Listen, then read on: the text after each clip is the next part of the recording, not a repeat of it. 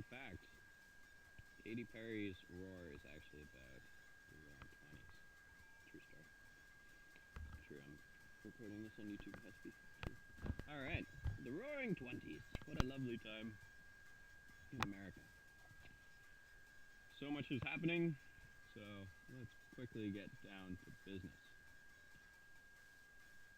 Alright. First, women. Women now have the right to vote. So women as a whole, are now exerting a great deal of influence. They can vote. They worked in the workplaces during World War One. So there's a lot of changing attitudes about relationships of men and women, what kind of behaviors are normal for women, and for the most part, women are just fighting for more equality. While many women are still working at home, they have this idea that, yes, we deserve more than we currently have. And, however, some women are certainly a little more vocal in their ideas, and especially in their looks. And these are the flapper girls. And they kind of define the 1920s in their style, in what they do. They have very short skirts. They have short hair. They're smoking, as you can see in these pictures.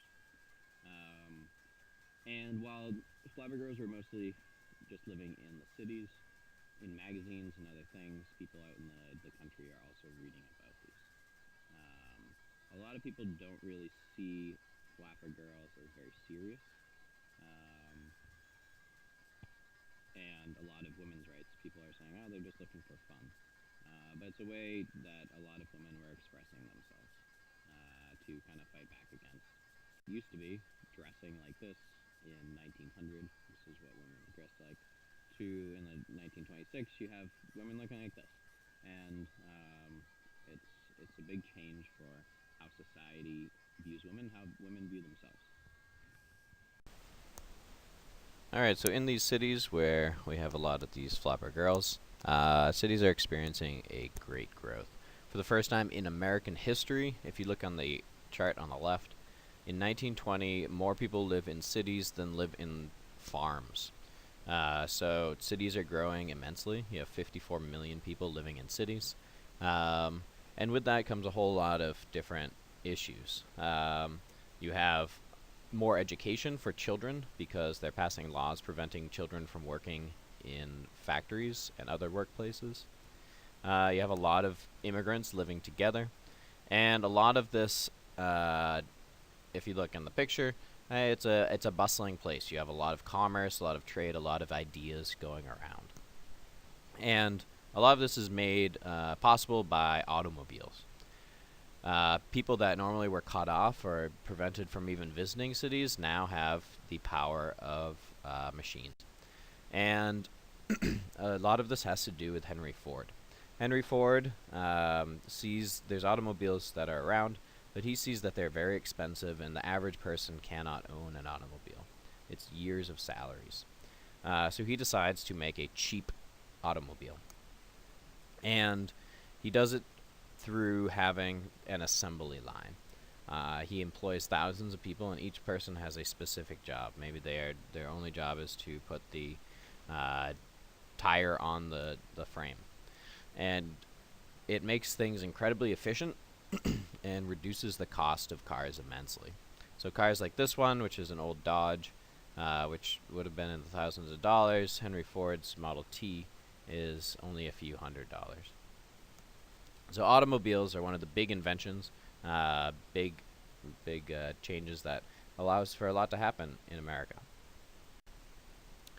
Also going along in America is there's a big shift in values. Since people in cities have generally different values than people in rural areas and farmland, there's a lot of clashes that occur.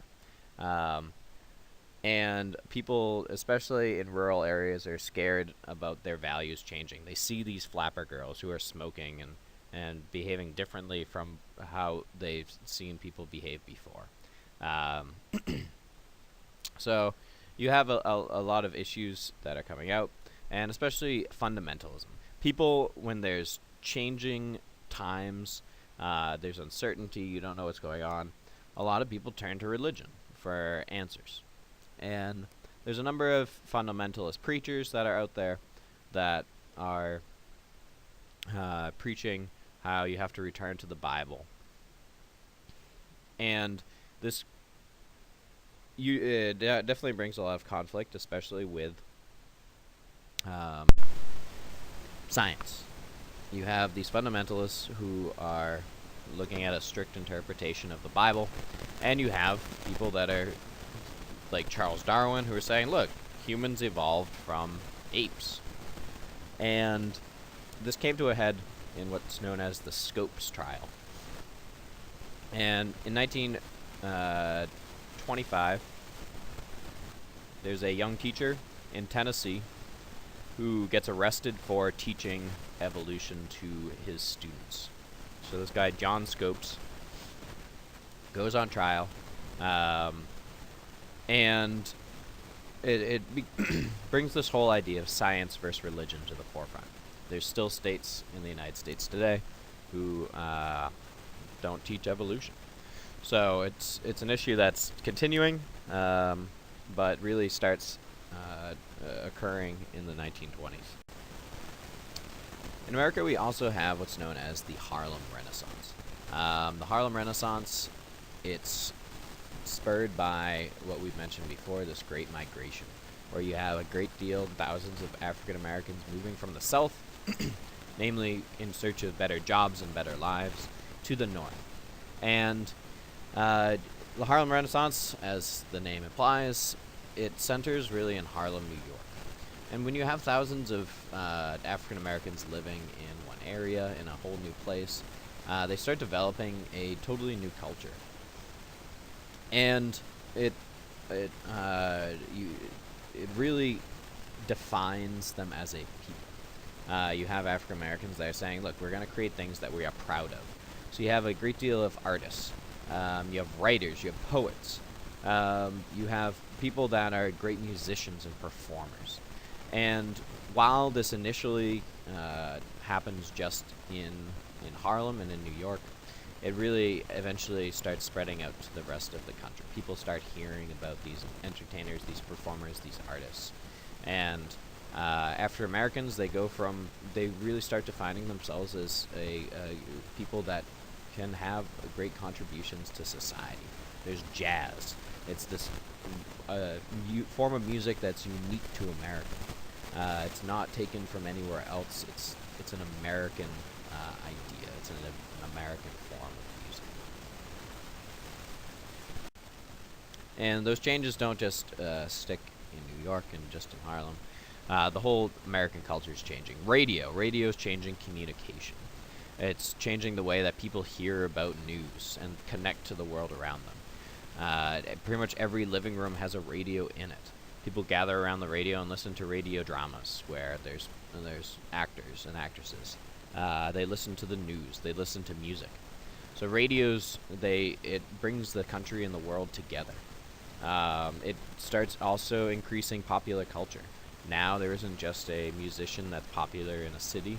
They can be famous all over the world. And movies then become another place of pop culture. And initially, there's silent movies. They're called these silent films. And you have people like Charlie Chaplin, who's a great silent film actor. At one point, it was estimated that a quarter of Americans were going to the movies every day. And you have these massive movie theaters built, like this one here. They're ornate, and they have all sorts of beautiful designs, and they cost millions of dollars to build, because people are going to the movies. And so this really changes culture as well. And with changing culture, you have, of course, people that are becoming more famous. So you have heroes. that are arising. People like Charles Lindbergh, who's a pilot, who's the first person to fly across the Atlantic. You have people like Amelia Earhart. You have really celebrities. This is the age of celebrities is born. Of actresses and actors.